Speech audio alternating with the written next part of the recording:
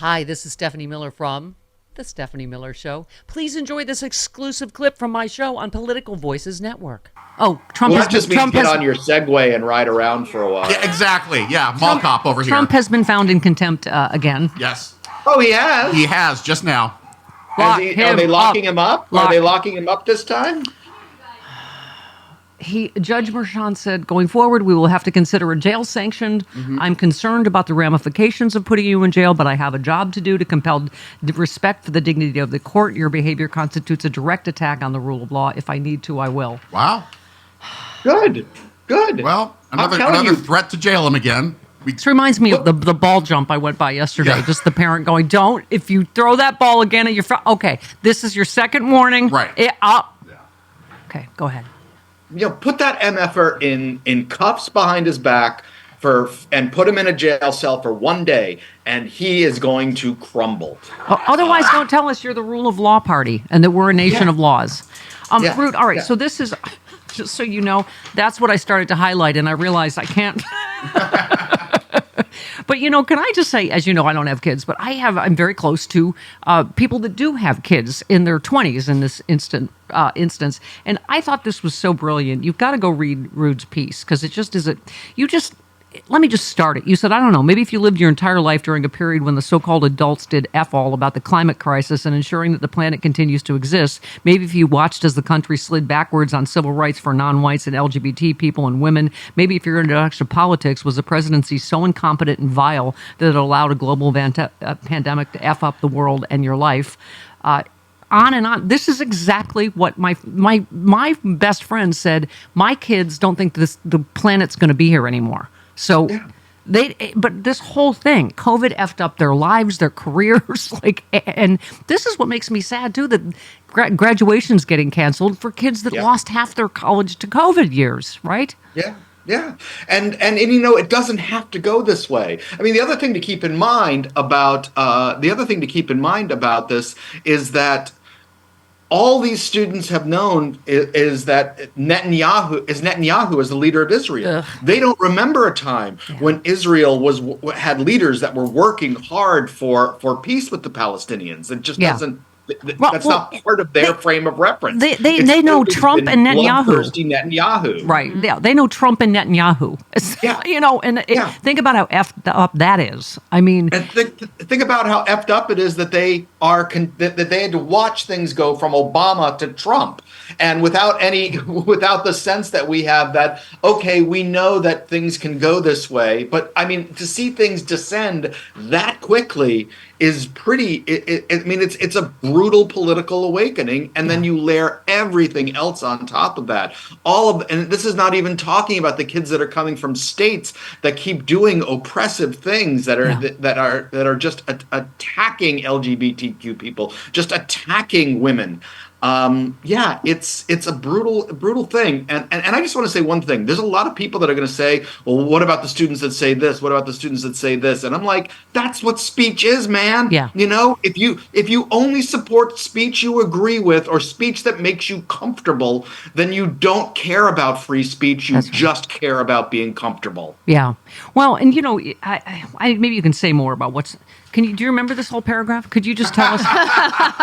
It's more than a paragraph. It's a whole. Do you want me to Cliff's Notes this? I'm a professor, Yes, Stephanie. I You don't gotta have read it. time to read the whole book. I'm just saying that they have been through so much that maybe something finally broke, Something finally broke. And then when you realize that not only are you going into debt to get a degree that everyone is telling you that you have to have in order to function in this world or succeed, you're going into debt for that, but then you're finding out that not only is your government that you're paying taxes to giving money to support the massacre that's going on in Gaza, but your school is also using the money you're going into debt for to invest in companies because of the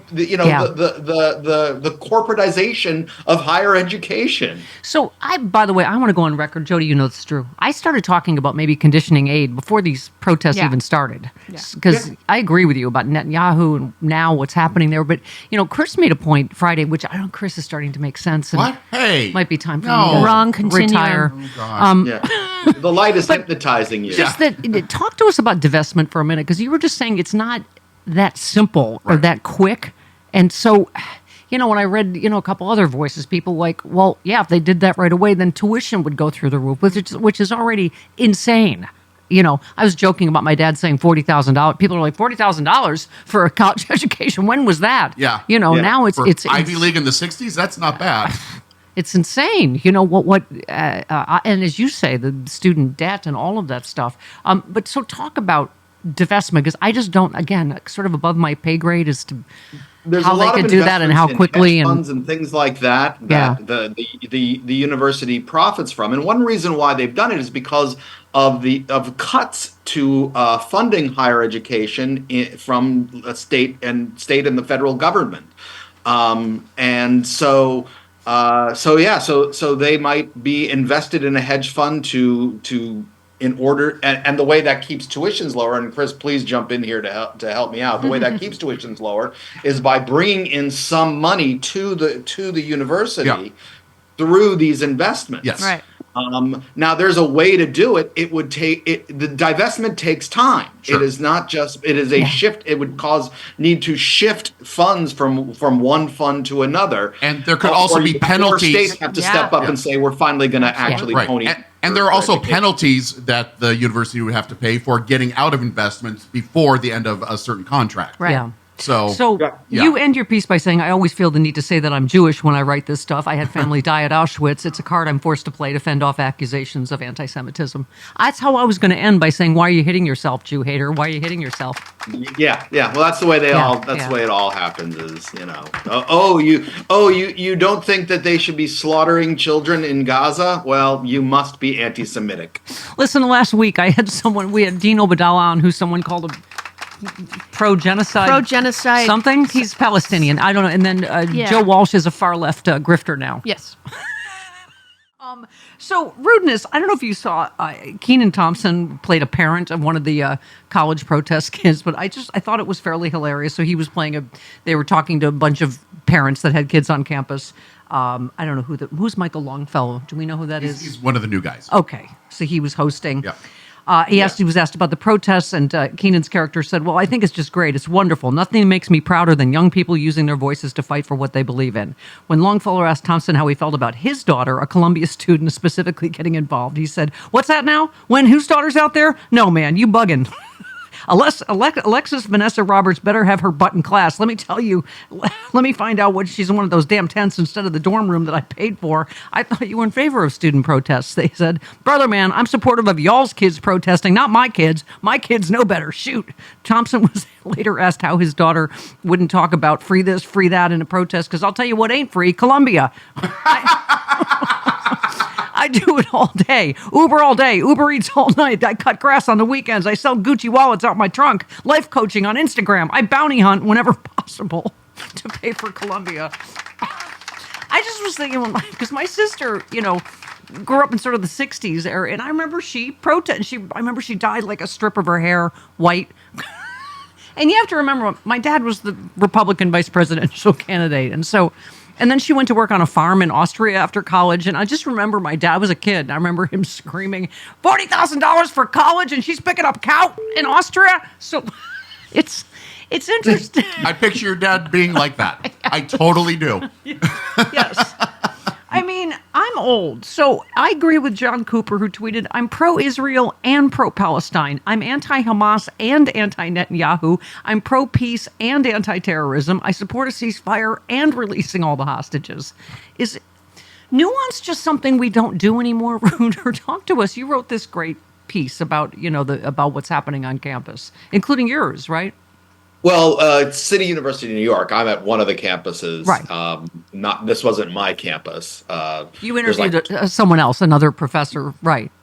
Right. Well, it's at City College of New York, which is way north Manhattan. I do love the people that are like Manhattan in crisis because of what's going on at Columbia and CCNY, and I'm like, no, most of Manhattan doesn't really notice what's going on in the 120s, 130s, 140s. Yeah, it's way up there.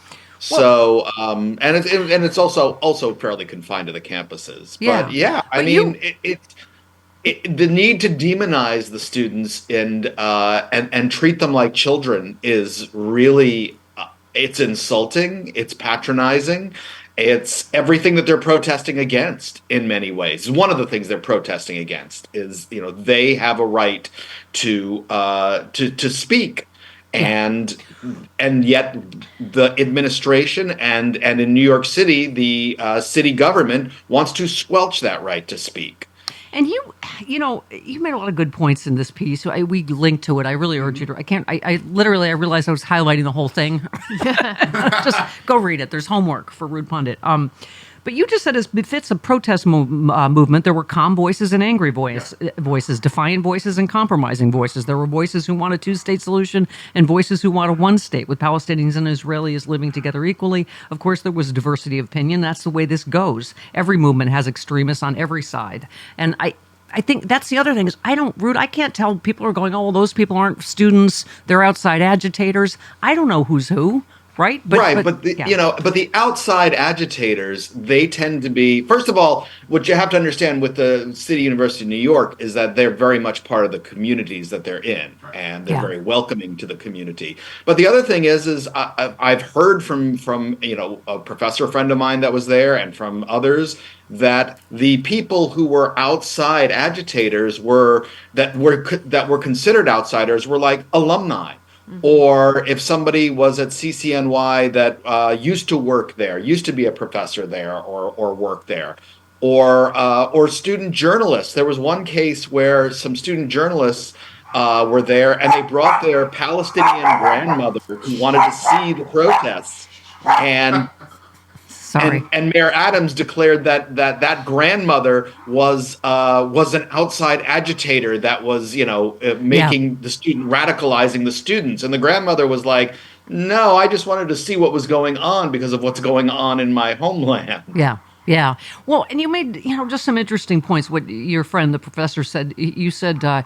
He said he didn't hear or see any speech that could be considered anti-Semitic, except the slogan "From the river to the sea," which a lot of people do consider anti-Semitic since it's a Hamas slogan. But you said what he did see and what has been erased by much of the media were the number of Jewish students and others who were at the encampment and support the Palestinian people.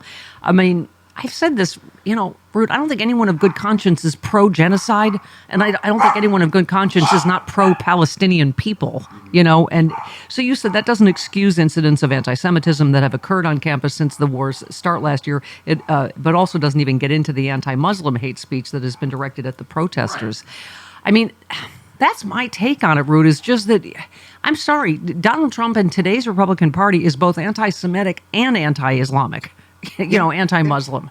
So, and those are the bad actors. Those are the outside agitators, including Russia and China that I worry about, and Netanyahu, who want nothing more than to get Trump, reelected. Right. And, when we saw what happened at UCLA with the pro-Israel counter-protesters coming in and trying to break down the barriers that were around the encampment, which led to violence, and that the police just let go for hours. They just watched for hours as this violence escalated until they finally stepped in, and in many cases just went after the pro-Palestinian protesters. Right. Excuse me, Rude. Could you go play campus police? I'm so sorry, Jody. Okay. Could you just quell the unrest?